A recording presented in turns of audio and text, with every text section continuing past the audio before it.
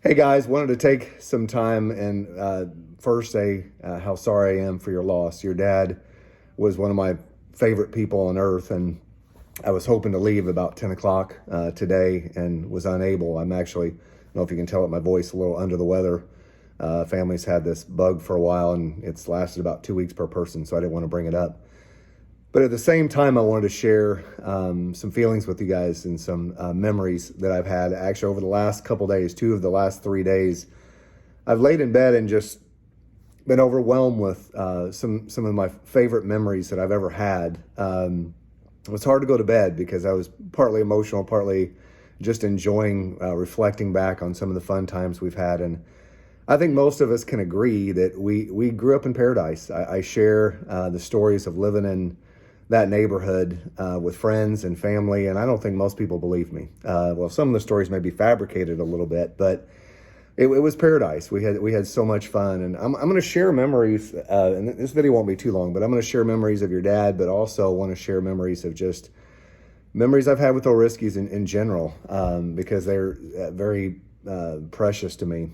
First, I'm going to start with Jared. Now, most of you know Jared and I have had many good times together.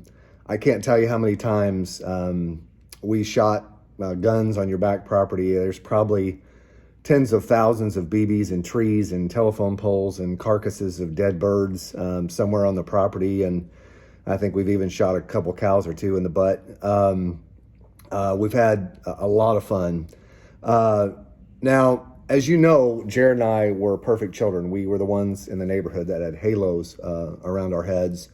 Except for the one day Jared convinced me to tie a fishing line from one side of Copper Line Road to the other side of Copper Line Road, from telephone pole to telephone pole, because we thought it would be funny when cars would drive by and pop that line. It would go ping real loud, and it was the coolest sound on earth for the first like 3 cars. And then after the 4th car, when the guy jumped out of his car and chased us, we didn't think it was funny anymore. And I don't know if you remember, we hid that tree that was right to the side of your parents' house. If you're looking at the house to the right, that pine tree, that was the ultimate hiding space. And I remember hiding in that tree thinking, oh my God, I'm going to die. And I also was the first time that Jared and I reflected on the fact that there's a lot of 4-wheelers and motorcyclists driving down that road and probably could have cut their heads off. So probably wasn't the best idea we've ever had, but it was sure fun.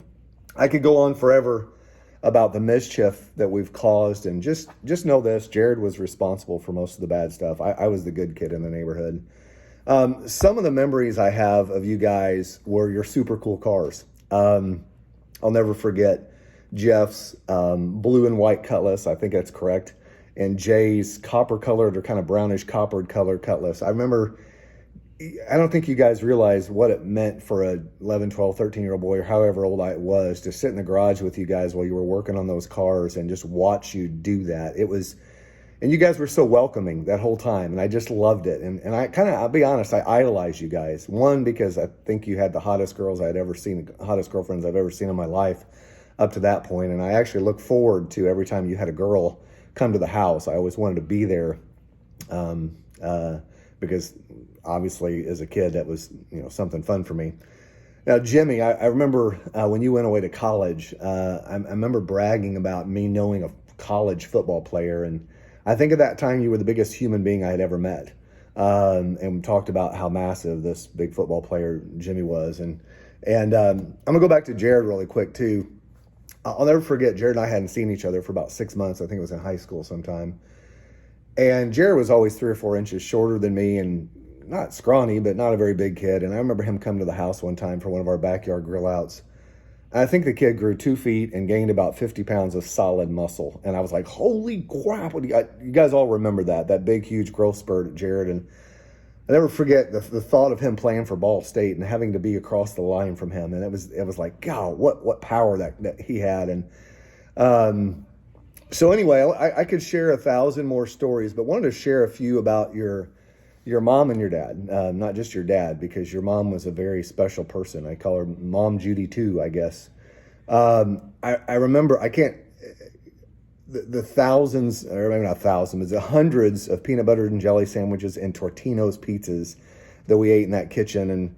It's funny. One of the memories I have of your mom was when Jared would get in trouble, and she'd say something like, "Jared, get your ass in your room right now," and she wouldn't. She also, the next sentence would be, and Nap, don't think I'm not gonna bust your ass too. To which I would hop on my yellow Schwinn bicycle and ride as fast as I possibly could home, to 1723 South St. Philip Road, hoping and praying that Mom Judy 2 wouldn't tell Mom Judy 1 what we were up to. And I think Judy, your mom, let that kind of hang over my head, knowing she always had something against me. But I love that woman. Some of my favorite memories. I got to tell you one memory of your mom, and I'm gonna go to your dad real quick. My mom, one time, it was like a Memorial Day weekend, and my cousins wanted to. When we were all young, there wasn't anybody old on the boat. We wanted to go skiing, water skiing, and my mom was totally against it. She was just, "You're not going. You're going to get hurt. You're going to get hurt. You're going to get hurt." Well, to my luck, I actually got hurt, tore all the muscles in my left arm, and I remember coming home from that event, and I had to hide it from my mom, and I thought she was going to kill me because she knew I wasn't supposed to do it. And your mom and my mom were in the kitchen, standing by the kitchen table, and I was on the other side, kind of towards the family room, and I'm in pain, and I'm holding my arm kind of at an angle like this, and I'm trying to hide it. And meanwhile, your mom, Nurse Judy, she saw through it. She was watching me and just nodding like, "I see you." And she comes over to me and she said, "Michael, how are you?" And starts smacking that arm about as hard as well, not as hard as she could, but she smacked it good, knowing I was in pain, and to which I buckled on my knees and obviously got in a lot of trouble for injuring my arm. But I'll never forget, your mom knew. She knew me well, and she knew I was trying to hide it. And so now I want to talk about your dad. Your dad, one of my favorite people on earth, one of the funniest, most enjoyable human beings to be around. I loved being around your dad. Now, when I was young, I remember having two emotions about your dad. The first one was I loved him to death, and the second one, I was scared to death of him at the same time. And you know exactly what I'm talking about. But I got to share two stories of him. One of them, I think it was my either senior year high school graduation or senior year in college graduation. We had one of those graduation parties, everyone's around by the pool, and I must have said something smart to your dad, and so I'm standing by the edge of the pool, and he tries to push me in. I can't remember exactly how it happened, but I twisted, and then I ended up pushing him.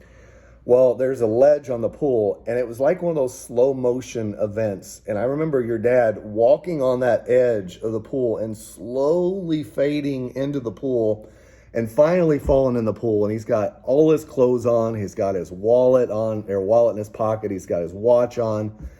I had two thoughts that went through my head simultaneously when that happened. The first one was, this is the greatest day of my life. The second one was, this is the last day of my life. I laughed so hard and at the same time was so deathly scared that I thought, oh my God, he's going to kill me. And anyway, that was one. The second one was I did something, probably the dumbest thing I've ever done in my life, and did it to your dad. And someone told me to do it and said it was funny and that people would think it was funny. Well, I probably didn't think of who I was doing this thing to. So your dad walks outside, and I'd always harass your dad about smoking, trying to get him to quit smoking. And so he walks out of the garage, and I walk out about the same time, and we're in the garage going out to the back patio of Mom and Dad's house. And I look at your dad and I said, hey, Jim, can I have a smoke? And your dad looks at me like, what the hell? And like, he knows I'm after him about this stuff. And he goes, well, sure. And why he thought to hand me his pack of cigarettes, I'll never know. So he hands me his pack of cigarettes.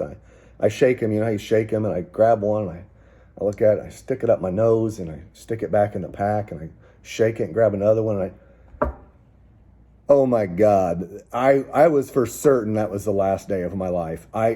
It was one of those moments I was really expecting to be kind of funny, and it wasn't funny at all.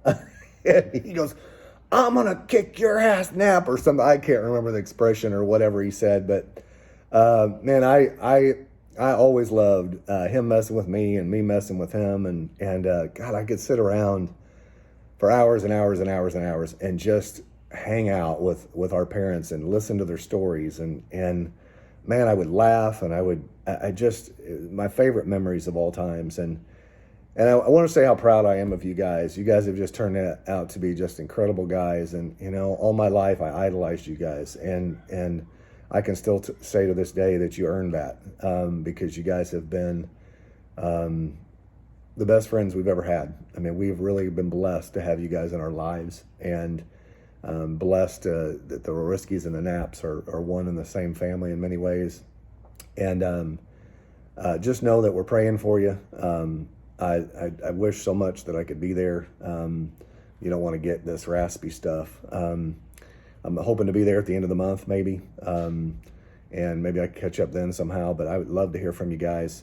God bless you. Know we're praying and we love you. And again, I apologize that I can't be there. And thank you for, man, all the times that you've been a blessing to our family over the years. It's something that I'll treasure forever. So God bless you guys. Love you.